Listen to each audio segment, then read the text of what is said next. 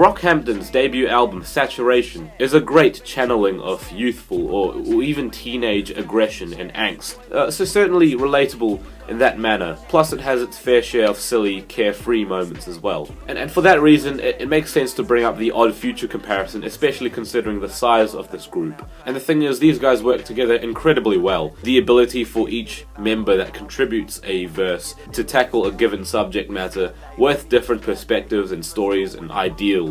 It's very cool. And I actually think it's very fitting that each song is printed in all caps, single word titles.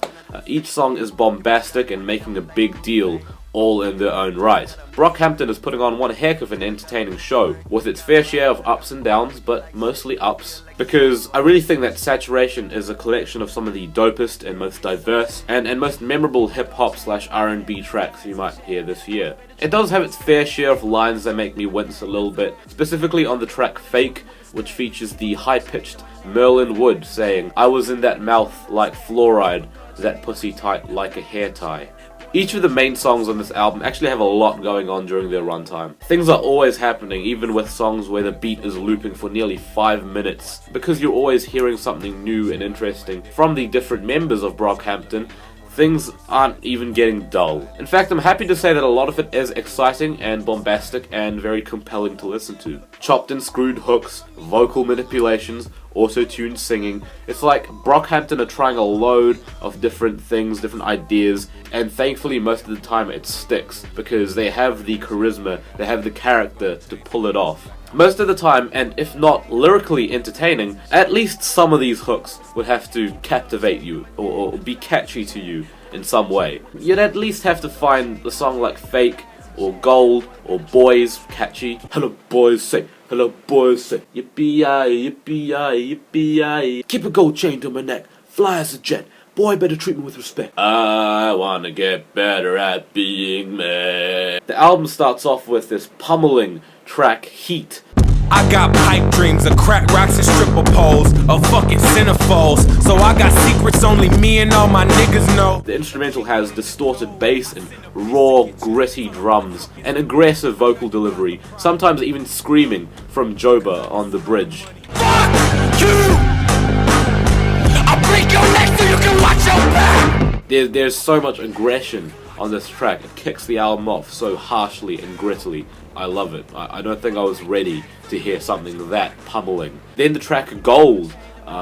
It's so smooth. The hook, sung by Kevin Abstract on this track, has been stuck in my head for almost a couple weeks now. It reminds me a lot of 2000s R&B, but with a groove that bumps even harder. Even with a couple odd lines here and there, the bit about filming a porn with your girlfriend, yeah, whatever floats your boat, you know. But the song itself, with the flow and the beat and the sheer swagger that each member brings on this track, you know, I can't help but not mind those lyrical moments too much, because the song itself is great. Keep a gold chain on my neck, fly as a jet. Boy, better treat me with respect. Keep a gold chain on my neck, fly as a jet. Boy, better treat me with respect. There are some very emotionally grabbing moments on this album too. The track 2-Pack, which is played very early on the album. Don't really know why it's called 2-Pack though. I guess I can go with the Genius.com explanation, but it seems a bit of a stretch. Don't know why the title of this track bothers me more than I guess it should. But I still like this track a lot. Touching and self-reflective moment in the early moments of this album.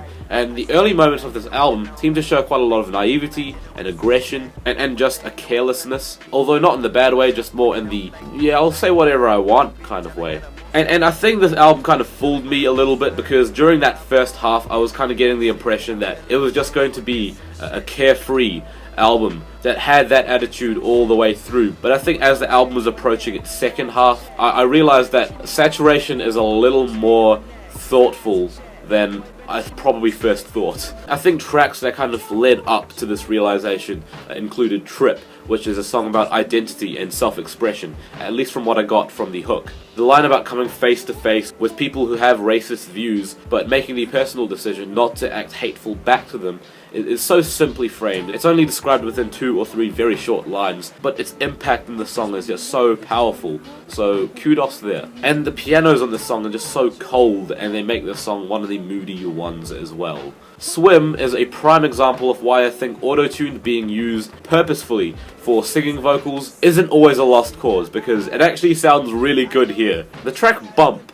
is probably one of the shakier moments for me personally, because the song has 2 very contrasting moods. It has these aggressive hardcore rap verses and this stripped down, calmer, rootsier R&B hook, but the way that the track transitions between each of these moods is just so sudden. There isn't really a transition at all, it just kind of happens, and kind of takes you aback a little bit. And hearing one just butt in right after the other is a little jarring. And then I have to say my favorite moments on Saturation actually lie within the last however many minutes of the record, with tracks like Cash, Milk, Face, and Waste, some of the very emotionally potent songs on Saturation. Especially the disorienting sound of Milk with that sour beat, and the hook about wanting to accept oneself and wanting to be a better person, to continue to develop as a person but positively. Each member of Brockhampton that contributes a verse to this track brings their own story and their aspiration for self-improvement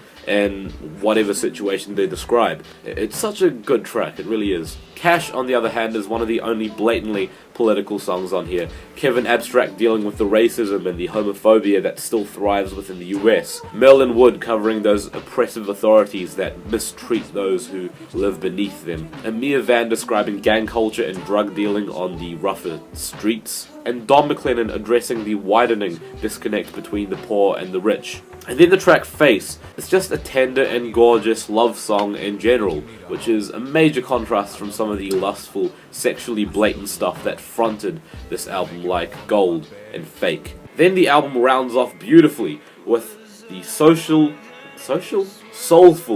passionate Waste. Ugh! Such a perfect closer.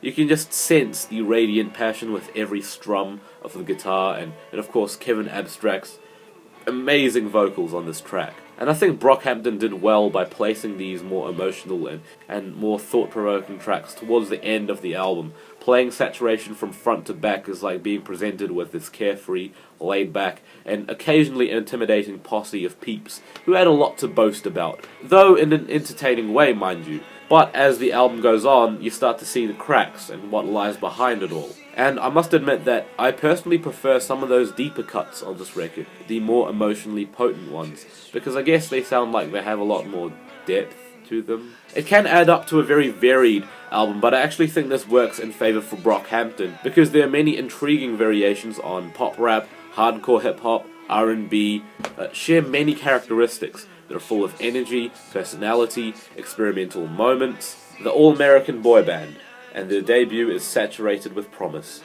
8 out of 10.